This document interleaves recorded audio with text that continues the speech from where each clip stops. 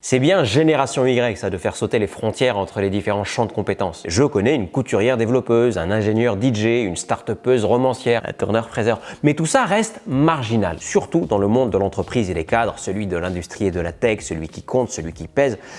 Le monde, quoi. Il y a comme un manque de diversité et c'est un peu gênant pour un milieu qui vénère un mot: innovation. Steve Jobs qui est aux cieux, que ton nom soit sanctifié, que ton règne vienne. Le résultat, je trouve, c'est que ce monde corporate est lisse. Je sais pas vous, mais moi, mon mur LinkedIn, c'est pas du crépi. Ah, l'enduit, il a été bien fait, un coup de bienveillance, de complaisance et d'entre-soi. Quant au choix de la peinture, ce bleu moquet de Saint-Maclou, la folie d'un bleu Facebook, mais en plus pro. D'où cette vidéo: innovation, ouvrez la porte au littéraire. Mais en CDI, pas juste une conférence inspirante ou l'animation d'un team building en forêt. J'aurais très bien pu remplacer littéraire par artiste, soignant, archéologue, sociologue, ouvrier, pas caucasien, voire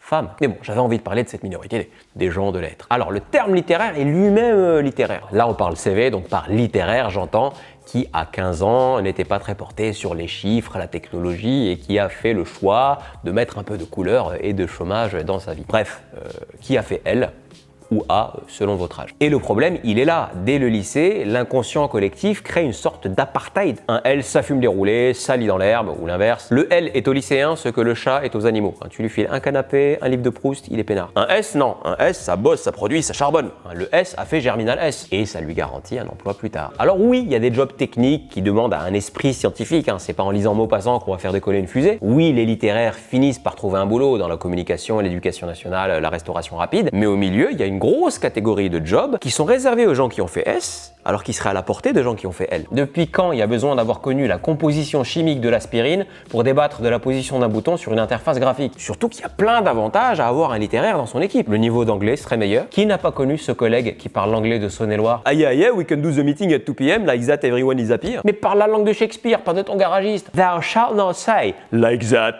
Jean-Pierre. Le littéraire est exigeant sur les mots. Là où certains diront, il faudrait mettre en perspective le ROI de ces lunettes 5D avec la levée de 10 millions qui les finance. Le littéraire est beaucoup plus concis qu'on ne le pense. Ces lunettes ne servent à rien. Le littéraire a la voix de Vincent Delerme. Parce que le littéraire n'a pas ce besoin inconscient de créer de la complexité technique pour justifier son diplôme. Et parfois, ne rien faire, c'est plus innovant qu'innover. Tu vois, ça c'est la posture du terminal L qui bouquine dans l'herbe et qui regarde ses copains de terminal S s'exciter à la sortie d'un devoir de physique. T'as trouvé combien la question 4? 20 ans plus tard, c'est les mêmes qui s'enflamment sur une roadmap. Perso, j'estime qu'on sait ce qu'on fait dans la vie à partir du moment où on est capable de l'expliquer à sa grand-mère ou à un littéraire. T'as déjà essayé d'expliquer les maths en L? Si tu y arrives, c'est que vraiment t'as les idées claires. Un jour, j'ai essayé d'expliquer la règle de 3 à un ami en L, et ben c'est plus mon ami. Payez des littéraires à vous écouter pitcher en français. Meilleur remède anti-bullshit. Après, on n'est pas à l'abri d'un café philo en salle de pause. Alors si je comprends bien, l'agilité, les innovation sprint, là, c'est la maïeutique, mais avec des post-it. C'est Socrate avec un modèle économique, c'est ça. Et paradoxe, l'intelligence artificielle analyse le langage humain, les champs lexicaux. L'intelligence artificielle aspire à être littéraire, CQFD. L'intelligence artificielle est une fumeuse de rouler en Sarwell, et ça, personne ne le lit. Et ce cadre artificiel qu'est l'entreprise revient à la littérature discretos. Une littérature au croisement du pragmatisme, de l'acronymisme